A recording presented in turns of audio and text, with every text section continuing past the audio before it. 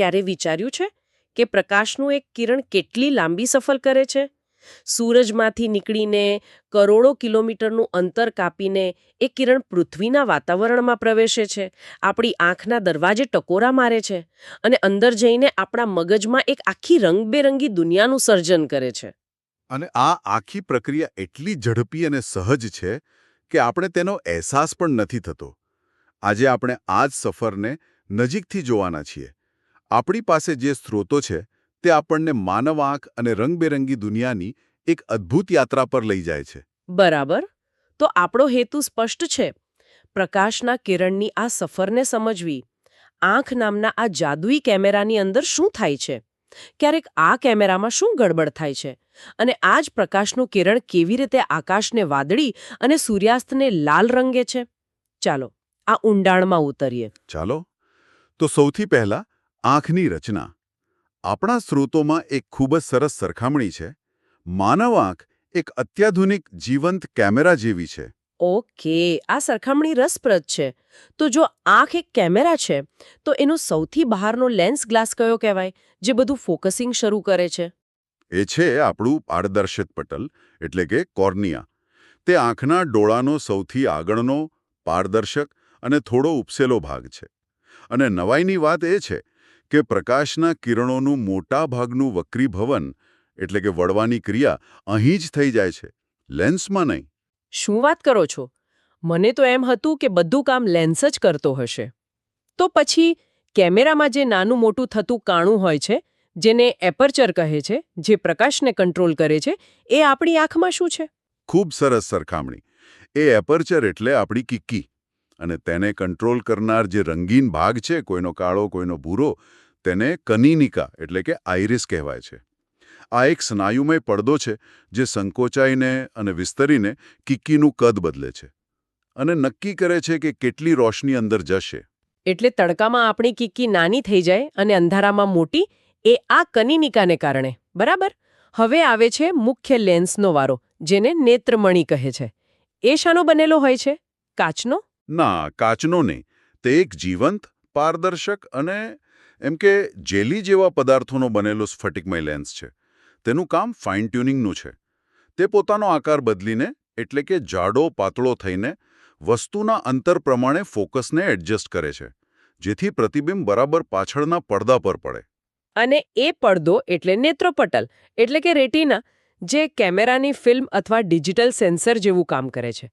મેં જે મટીરિયલ વાંચ્યું એમાં એક ચોંકાવનારી વાત હતી. એવું કહેવાય છે કે રેટિના પર જે પ્રતિબિંબ રચાય છે એ ઊંધું હોય છે. શું આ સાચું છે? હા, આ 100% સાચું છે. ભૌતિકશાસ્ત્રના નિયમો મુજબ બહિર્ગોળ લેન્સ હંમેશા વાસ્તવિક અને ઉલટું પ્રતિબિંબ રચે છે. એટલે ટેકનિકલી આપણી આંખના પડદા પર આખી દુનિયા ઊંધી દેખાય છે. મતલબ કે અત્યારે હું જે જોઈ રહી છું તે મારી આંખમાં ઊંધું છે અને મારું મગજ તેને સતત સીધું કરી રહ્યું છે. આ તો કોઈ જાદુ જેવું લાગે છે. બિલકુલ. રેટિના પર કરોડો પ્રકાશ સંવેદી કોષો હોય છે. જેવું પ્રતિબિંબ તેમના પર પડે, તેઓ તરત જ તેને વિદ્યુત સંદેશામાં ફેરવી નાખે છે. આ સંદેશા પ્રકાશીય ચેતા મારફતે મગજ સુધી પહોંચે છે. અને આપણું મગજ, જે એક સુપર કમ્પ્યુટર છે, એ આ ઊંધા સંદેશાઓનું અર્થઘટન કરીને આપણને દુનિયા સીધી બતાવે છે. અને આ બધું સેકન્ડના પણ ભાગમાં સતત થતું રહેશે. અકલ્પનીય. તો તમે કહ્યું કે લેન્સ પોતાનો આકાર બદલીને ફોકસ એડજસ્ટ કરે છે. આ કેમેરાના ઓટોફોકસ જેવું થયું. આ સિસ્ટમ કેવી રીતે કામ કરે છે? આ ક્ષમતાને સમાવેશ ક્ષમતા કહે છે. લેન્સની આસપાસ સિલિયરી સ્નાયુઓ આવેલા હોય છે. જ્યારે આપણે દૂરની વસ્તુ જોઈએ ત્યારે આ સ્નાયુઓ આરામ કરે છે. લેન્સ ખેંચાઈને પાતળો બને છે અને તેની કેન્દ્ર લંબાઈ વધે છે. અને નજીકનું વાંચવું હોય ત્યારે, જેમ કે કોઈ પુસ્તક? ત્યારે સિલિયરી સ્નાયુઓ સંકોચાય છે, લેન્સ પરનું દબાણ ઓછું થાય છે અને તે પોતાની સ્થિતિસ્થાપકતાને કારણે જાડો અને વધુ ગોળાકાર બને છે. આનાથી તેની કેન્દ્ર લંબાઈ ઘટે છે અને નજીકની વસ્તુ પર ફોકસ થાય છે. આ જ કારણે સામાન્ય દ્રષ્ટિ ધરાવતી વ્યક્તિ માટે સ્પષ્ટપણે વાંચવાનું લઘુત્તમ અંતર લગભગ 25 સેન્ટીમીટર હોય છે. તેને નજીક બિંદુ કહે છે. એટલે જ વડીલો કહે છે કે ચોપડી આંખની બહુ નજીક રાખીને ન વાંચવી જોઈએ, કારણ કે એનાથી સિલિયરી સ્નાયુઓ પર વધુ પડતો તણાવ આવે છે. અને દૂરનું જોવાની કોઈ મર્યાદા ખરી? દૂરબિંદુ ક્યાં હોય છે? સામાન્ય આંખ માટે દૂરબિંદુ અનંત અંતરે હોય છે. આપણે તારાઓને પણ સ્પષ્ટ જોઈ શકીએ છીએ.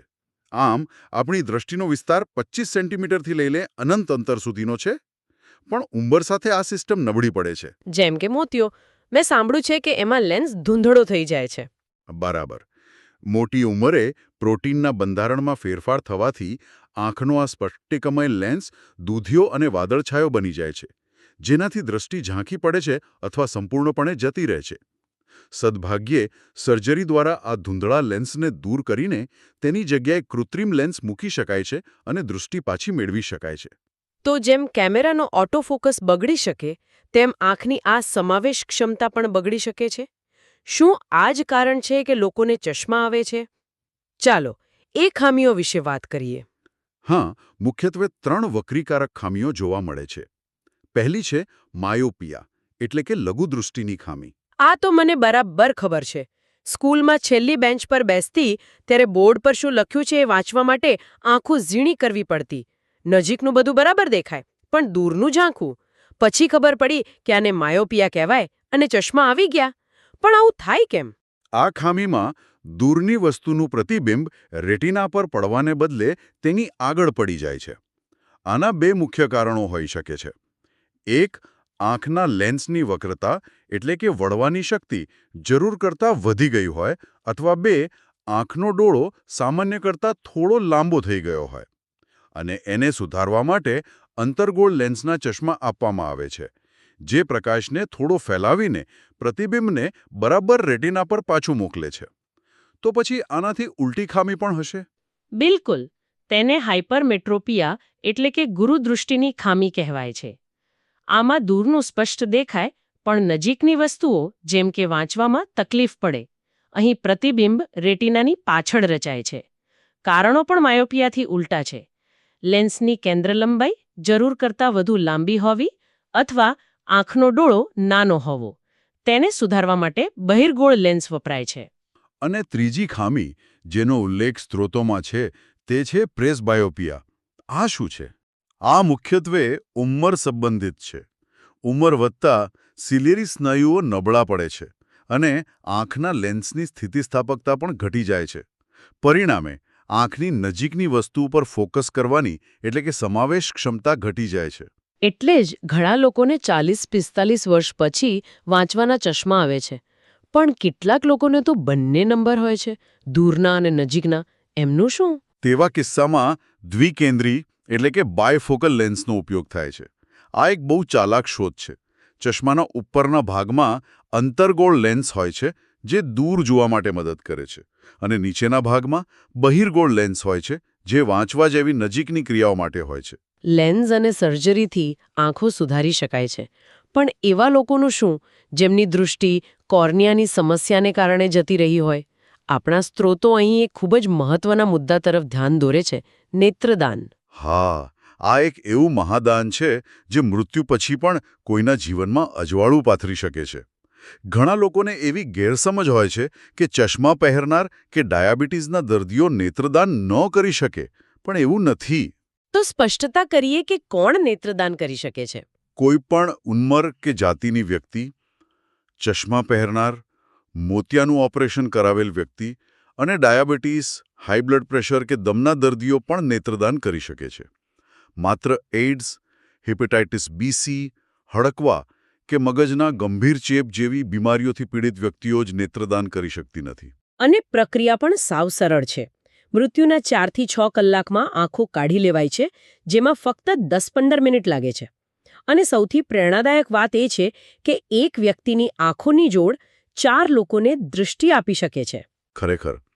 હવે આંખની અંદરની દુનિયામાંથી બહાર આવીને ચાલો પ્રકાશના ગુણધર્મો અને તેનાથી રચાતી કુદરતી ઘટનાઓ તરફ વળીએ.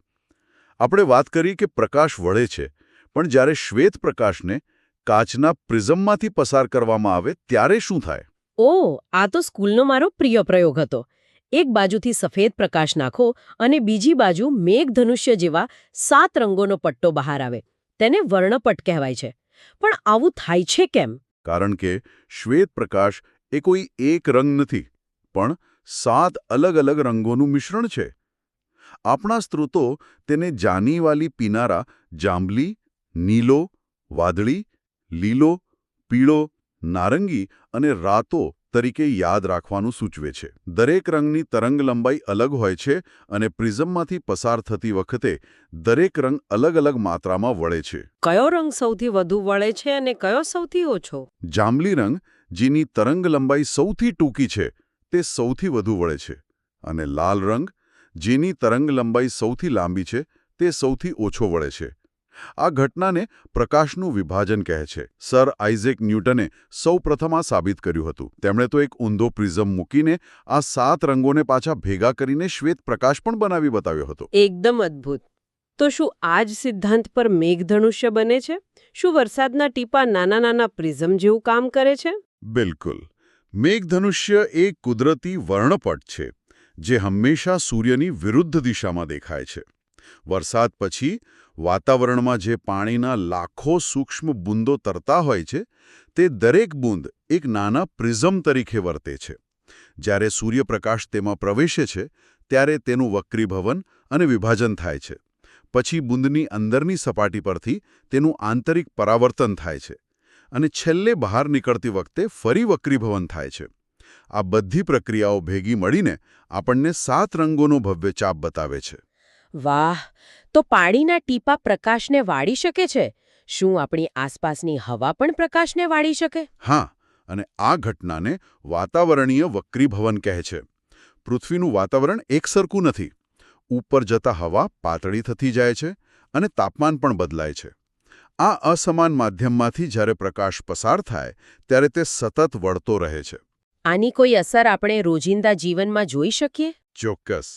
આની સૌથી જાણીતી અસર છે તારાઓનું ટમટમવું. તારાઓ આપણાથી એટલા દૂર છે કે તે પ્રકાશના બિંદુ જેવા લાગે છે. જ્યારે તેમનો પ્રકાશ આપણા અસ્થિર વાતાવરણમાંથી પસાર થાય છે, ત્યારે તે સતત વળ્યા કરે છે. આનાથી તારાનું દેખીતું સ્થાન ક્ષણ પ્રતિક્ષણ બદલાય છે અને આપણી આંખમાં પ્રવેશતા પ્રકાશની માત્રા પણ વધઘટ થાય છે. આ જ અસરને આપણે ટમટમવું કહીએ છીએ. પણ મને હંમેશા એ સવાલ થતો કે જો તારા ટમટમે છે, તો ચંદ્ર કે ગ્રહો કેમ નથી ટમટમતા? એ પણ તો આકાશમાં જ છે. આ એકદમ સામાન્ય અને સારો પ્રશ્ન છે. કારણ છે અંતર અને દેખીતું કદ. ગ્રહો પૃથ્વીની ઘણા નજીક છે. તેથી તે બિંદુ જેવા નહીં, પણ અનેક બિંદુઓના સમૂહ જેવી એક વિસ્તૃત સપાટી તરીકે દેખાય છે. આથી અલગ અલગ બિંદુઓથી આવતા પ્રકાશના વક્રીભવનની સરેરાશ અસર શૂન્ય થઈ જાય છે અને ટમટમવાની અસર નાબૂદ થાય છે. સમજાયો. આપણા સ્ત્રોતોમાં વાતાવરણીય વક્રીભવનની એક બીજી પણ આશ્ચર્યજનક અસરનો ઉલ્લેખ છે: વહેલો સૂર્યોદય અને મોડો સૂર્યાસ્ત.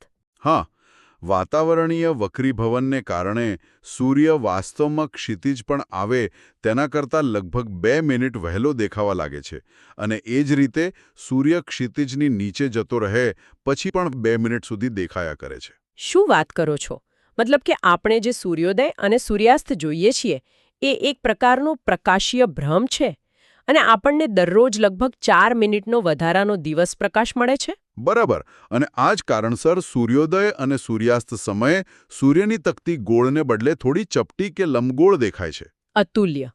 હવે અંતિમ મુદ્દા પર આવીએ, જેણે મને હંમેશા ઉત્સુક કરી છે. આકાશ વાદળી કેમ છે? સ્ત્રોતો કહે છે કે તેનો સંબંધ પ્રકાશના પ્રકિરણન એટલે કે સ્કેટરિંગ સાથે છે. આ પ્રકિરણન શું છે? જ્યારે પ્રકાશ વાતાવરણમાં રહેલા હવાના અણુઓ કે ધૂળના રજકણો જેવા અત્યંત સૂક્ષ્મ કણો સાથે અથડાય છે, ત્યારે તે બધી દિશાઓમાં ફેલાઈ જાય છે. આ ફેલાવાની ઘટનાને પ્રકિરણન કહે છે. તમે ક્યારેક બંધ ઓરડામાં આવતા પ્રકાશના શેરડામાં ધૂળના કણોને નાચતા જોયા હશે. એ ટિન્ડલ અસરને કારણે છે, જે પ્રકિરણનનું જ એક ઉદાહરણ છે. ઓકે, પણ આનો અને આકાશના વાદળી રંગનો શું સંબંધ? સંબંધ એ છે કે કયો રંગ કેટલો ફેલાશે તેનો આધાર કણોના કદ અને પ્રકાશની તરંગલંબાઈ પર છે. વાતાવરણમાં રહેલા હવાના નાના અણુઓ ટૂંકી તરંગલંબાઈવાળા પ્રકાશનું, એટલે કે વાદળી અને જાંબલી રંગનું, વધુ શક્તિશાળી રીતે પ્રકિરણન કરે છે. લાલ રંગ, જેની તરંગલંબાઈ લાંબી છે, તેનું પ્રકિરણન ઓછું થાય છે અને તે સીધો જ પસાર થઈ જાય છે. અચ્છા, તો જ્યારે સૂર્યનો સફેદ પ્રકાશ વાતાવરણમાં પ્રવેશે છે, ત્યારે હવાના અણુઓ તેમાંથી વાદળી રંગને પકડીને ચારે બાજુ ફેલાવી દે છે અને આ ફેલાયેલો વાદળી પ્રકાશ બધી દિશાઓમાંથી આપણી આંખમાં આવે છે એટલે આપણને આખું આકાશ વાદળી દેખાય છે. એકદમ સાચું. જો પૃથ્વી પર વાતાવરણ ન હોત તો કોઈ પ્રકિરણ ન થાત અને આપણને ચંદ્ર પરથી દેખાય છે તેવું દિવસના સમયે પણ કાળું આકાશ દેખાતું હોત. તો પછી મારો છેલ્લો સવાલ, જો આકાશ વાદળી છે તો સૂર્યોદય અને સૂર્યાસ્ત લાલ કે કેસરી કેમ હોય છે? કારણ કે તે સમયે સૂર્ય ક્ષિતિજ પાસે હોય છે. તેના પ્રકાશને આપણી આંખ સુધી પહોંચવા માટે વાતાવરણના ખૂબ જાડા અને લાંબા સ્તરમાંથી પસાર થવું પડે છે. આ લાંબી મુસાફરી દરમિયાન મોટાભાગનો વાદળી રંગ તો રસ્તામાં જ પ્રકિર્ણન પામીને વિખેરાઈ જાય છે. ઓકે, તો વાદળી રંગ તો રસ્તામાં જ ખોવાઈ ગયો. તો બચ્યું શું? બચ્યો માત્ર લાંબી તરંગલંબાઈ ધરાવતો લાલ, નારંગી અને પીળો પ્રકાશ. એ જ આપણી આંખો સુધી સીધો પહોંચી શકે છે. આથી સૂર્ય અને તેની આસપાસનું આકાશ આપણને રતાશ પડતું દેખાય છે. આ જ કારણ છે કે ભયદર્શક સિગ્નલ હંમેશા લાલ રંગના હોય છે. કારણ કે લાલ રંગ ધુમ્મસ કે ધુમાડામાં સૌથી ઓછો વિખેરાય છે અને દૂર સુધી દેખાય છે. અદ્ભુત! તો આજે આપણે પ્રકાશના કિરણની આખી સફર જોઈ. આંખ નામના કેમેરામાં તેનું પ્રતિબિંબ કેવી રીતે ઝીલાય છે, દૃષ્ટિની ખામીઓ કેવી રીતે સુધારાય છે અને પછી એ જ પ્રકાશ વાતાવરણમાં કેવી રીતે વિભાજન અને પ્રકિર્ણન પામીને મેઘધનુષ્ય અને આકાશના રંગો જેવા ચમત્કારો સર્જે છે. ખરેખર. અને આ બધી ચર્ચા એક અંતિમ વિચાર પર લાવીને મૂકે છે. આપણે જે વાદળી આકાશને દરરોજ જોઈએ છીએ અને તેને સામાન્ય માની લઈએ છીએ, તે ખરેખર પૃથ્વીના આ પાતળા અદૃશ્ય વાતાવરણની ભેટ છે. અને વિચારવા જેવી વાત એ છે કે જો આ વાતાવરણ ન હોત તો આકાશ કાળું હોત અને આપણને દિવસે પણ તારાઓ દેખાઈ શકતા હોત. આ એક જ વિચાર એ સમજાવવા માટે પૂરતો છે કે આપણી વાસ્તવિકતાનો અનુભવ અને આપણી દ્રષ્ટિની દુનિયા કેવી રીતે આપણી આસપાસના અદૃશ્ય તત્વો દ્વારા આકાર પામે છે.